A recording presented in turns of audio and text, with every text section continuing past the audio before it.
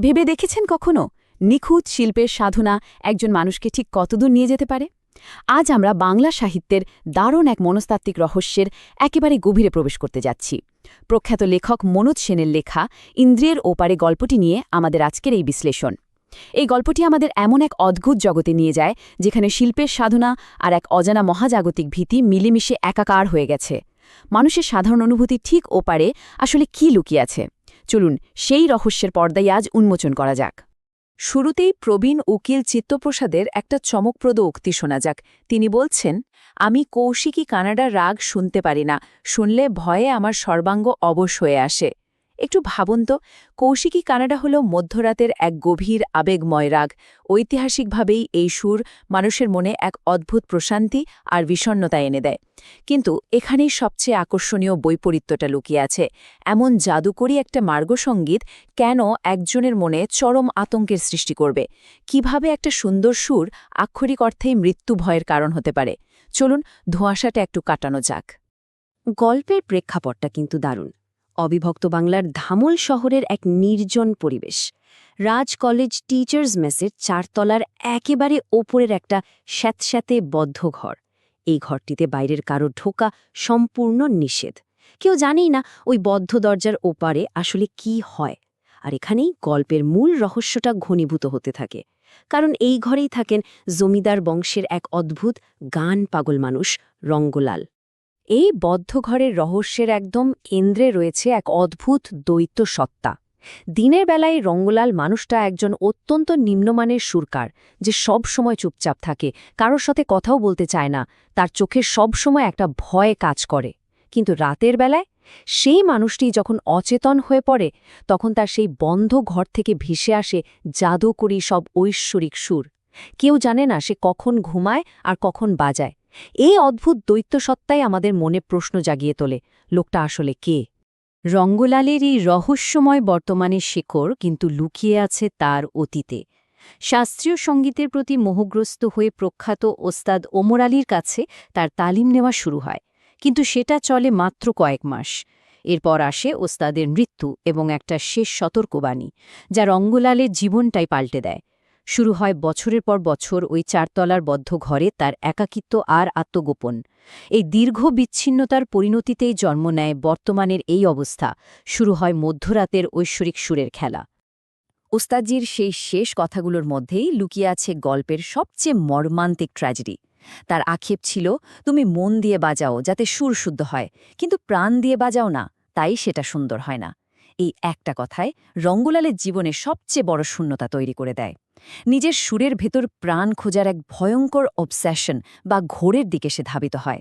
যেভাবেই হোক নিজের প্রাণ ঢেলে বাজানোর জন্য মরিয়া হয়ে ওঠে রঙ্গলাল, আর এটাই তার পতনের মূল কারণ হয়ে দাঁড়ায়। গল্পের মোড় পুরোপুরি ঘুরে যায় যখন রঙ্গলাল তার সবচেয়ে বড় গোপন কথাটা স্বীকার করে। সে জানায় যে সে নিজে কোনো স্রষ্টা নয়, বরং সে নিজেই একটা যন্ত্র। ঠিক যে যন্ত্রটা সে বাজায় সে নিজেও তেমনই একটা উপকরণ মাত্র। সবচেয়ে গা ছমছমে বিষয়টা হলো, রঙ্গলাল নিজে ওই অসামান্য সুর বাজাচ্ছে না, কোনো এক অজানা অদৃশ্য শক্তি তাকে পুরোপুরি নিয়ন্ত্রণ করছে। সে আক্ষরিক অর্থে একটা পুতুল হয়ে গেছে, যা নিজের শরীরের ওপর নিজেরই আর কোনো অধিকার নেই। এই কথার সত্যতা যাচাই করতে চিত্তপ্রসাদ এক রাতে সেই বদ্ধ ঘরে প্রবেশ করে। ঘরের জানালা বন্ধ থাকায় বাতাস ক্রমশ ভারী আর দমবন্ধ করা হয়ে ওঠে। মনে হয় যেন একটা জগদ্দল পাথর বুকের ওপর চেপে বসছে। এই শ্বাসরুদ্ধকর পরিবেশের মধ্যেই দেখা যায় রঙ্গলাল ধীরে ধীরে একটা অচেতন বা ট্রান্স অবস্থায় চলে যাচ্ছে। চোখের সামনেই যেন পারিপার্শ্বিক জগৎটা বদলে যেতে থাকে, আর শুরু হয় এক অদ্ভুত অভিজ্ঞতা। ঠিক সেই মুহূর্তেই ঘটে এক অভাবনীয় ঘটনা, সুরের এক অদ্ভুত রূপান্তর। রঙ্গলালের অপরিণত হাতের বেসুরো এবং অসহ্য জয়জয়ন্তী রাগ হঠাৎ করে এক জাদুকরী, সম্পূর্ণ নিখুঁত আর ঐশ্বরিক কৌশিকী কানাডা রাগে বদলে যায়। শব্দের এই আকস্মিক পরিবর্তনটাই একেবারে পরিষ্কার করে দেয় যে ঘরের ভেতর তৃতীয় কোনো শক্তির আবির্ভাব ঘটেছে। রঙ্গলাল আর নিজের শরীরে বা নিজের নিয়ন্ত্রণে নেই, অন্য কেউ তার শরীরটাকে আক্ষরিক অর্থে ব্যবহার করছে। দম বন্ধ করা পরিবেশে টিকতে না পেরে যখন বন্ধ জানালাটা খুলে দেওয়া হয়, তখন যে দৃশ্য উন্মোচিত হয় তা রীতিমতো রক্ত হিম করার মতো।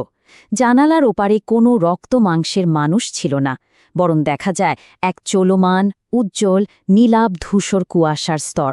এর পেছনে লুকিয়ে আছে অস্পষ্ট কিছু ছায়ামূর্তি। এরা চরম অমঙ্গলজনক এক অশুভ শক্তি, যারা অন্ধকারে লুকিয়ে থেকে কেবল শিল্পের সুরটাই শোষণ করতে এসেছে।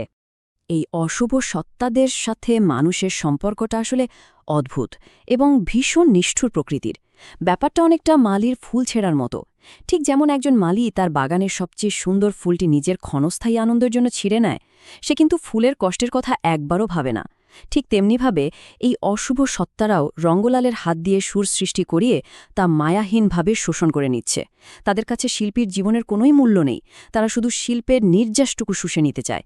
এটি চরম অমানবিক নিষ্ঠুরতার এক ভয়াবহ রূপ। গল্পের ক্লাইম্যাক্স আমাদেরকে এক ভয়াবহ সত্যের মুখোমুখি দাঁড় করিয়ে দেয়। জানালা দিয়ে সেই অশুভ সত্তাদের দেখে চিত্তপ্রসাদ আতঙ্কের রঙ্গলালের গায়ে হাত রাখতেই বুঝতে পারে রঙ্গলালের শরীর ততক্ষণে একেবারে বরফ শীতল হয়ে গেছে, সে মারা গেছে। অথচ সেই প্রাণহীন মৃতদেহই এক যন্ত্রের মতো ঐশ্বরিক কৌশিকী কানাডার রাগ বাজিয়ে চলেছিল। ভাবা যায় রঙ্গলাল আক্ষরিক অর্থেই ওই অশুভ সত্তাদের জন্য একটি আত্মাহীন বাদ্যযন্ত্রে পরিণত হয়েছিল।